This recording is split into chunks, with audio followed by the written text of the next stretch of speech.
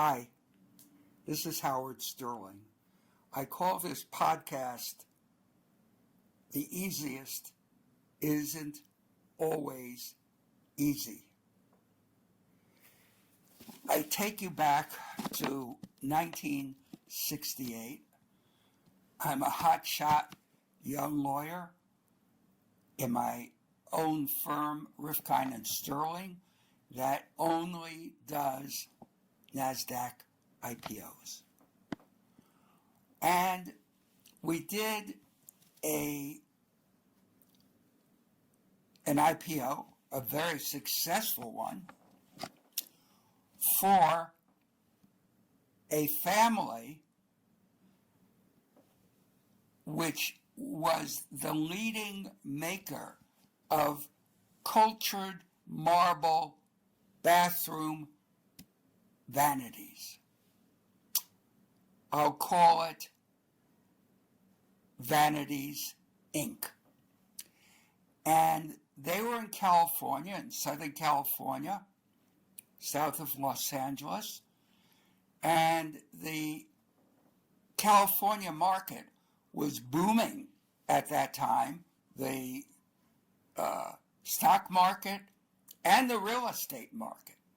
So the market for vanities was booming.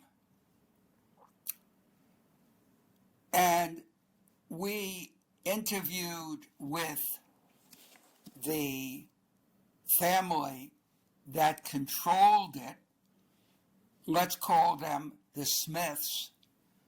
There was a father named Stanley and a son named Ron.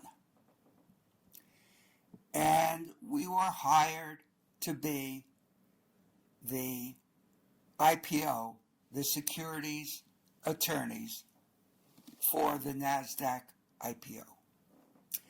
And the issue went swimmingly from a SEC point of view, from a point of view of selling the stock.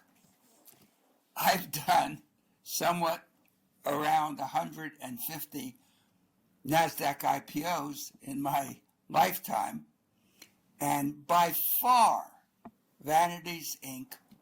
was the easiest. We just flew through the regulatory requirements and the financial marketing requirements.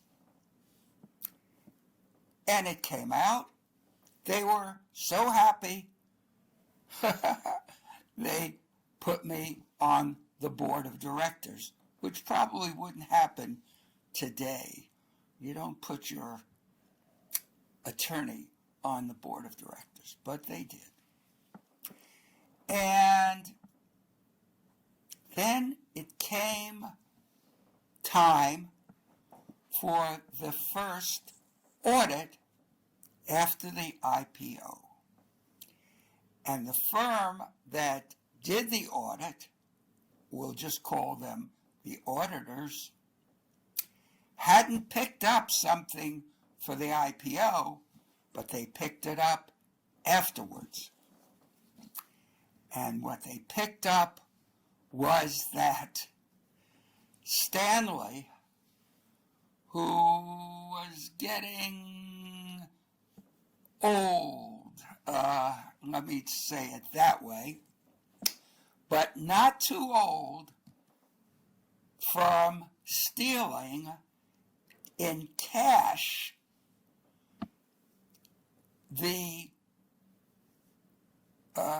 from the junk man who picked up the substantial junk that Vanities Inc. manufactured or every day. In other words, he took in cash what should have gone to the company Vanities Inc. The auditors hadn't picked up on it. I have to say, I didn't pick up on it, and I did very big due diligence. But it was inconceivable to me that Stanley was stealing in cash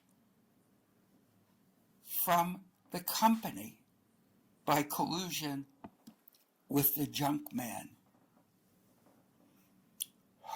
I have to say, my heart went in my mouth. Nothing in law school or the law books prepared me for this moment. However, we knew that A, we'd have to disclose it. B, that Stanley would have to pay back all the money. And C, he couldn't be on the board of directors anymore. So we got together and came to these conclusions, and somehow I was picked to go to Stanley and tell him that he had to pay back, and the company he had so successfully founded maybe 25, 30 years before, he couldn't participate in at all. He had, I told him as gently as I could, and I was afraid he'd have a heart attack. I mean, his face got red. I would have called it an apoplectic fit. But finally, he accepted it. And I told him as his attorney, or his company's attorney, that there would be no jail, even though many laws were violated, including false financial statements in the IPO for the SEC. So, the easiest IPO of my life turned out to be not so easy, even though the company was very successful and brushed off the news. Thank you for listening.